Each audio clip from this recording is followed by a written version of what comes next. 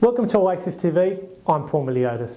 Today I wanted to speak about super fund lending. There are some fundamental differences from lending within your super fund to what you're used to from lending outside your super fund. The first one you need to be mindful of is loan to value ratios.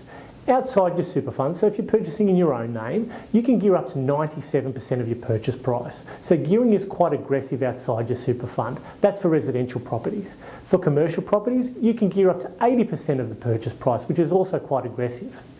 Within your super fund, your LVRs are pinned back significantly. So residentially, you can only borrow up to 80% of the purchase price and commercially to 70%. So LVRs are restricted within your super fund.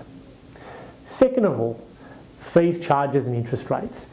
Inside your super fund, it is a lot more expensive to lend than outside your super fund. So for your budgeting purposes, you do need to factor in an increase in your interest rate and also an increase in your fees and charges.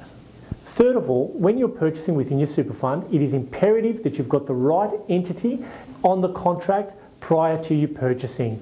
It is not forgiving at all if you make a mistake, and you can lose your deposit or even pay double stamp duty. So it's very important you have the right advice when you're purchasing in your super fund, as it is a lot less forgiving than if you're purchasing outside your super fund.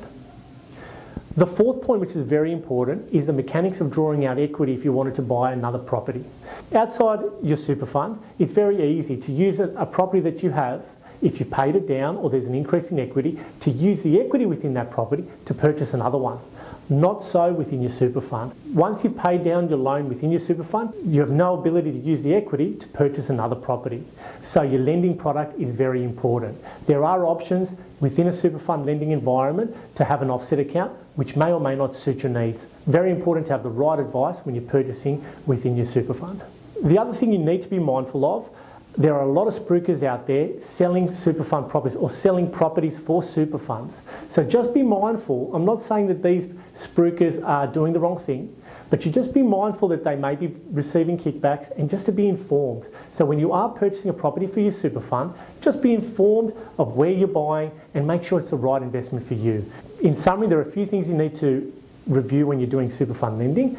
Number one, make sure you've got the right advice. You've got a great broker that knows what he's doing and a great financial planner to make sure your advice is perfect, because it's very, very unforgiving if you purchase in a super fund and it's the incorrect property or the incorrect loan product.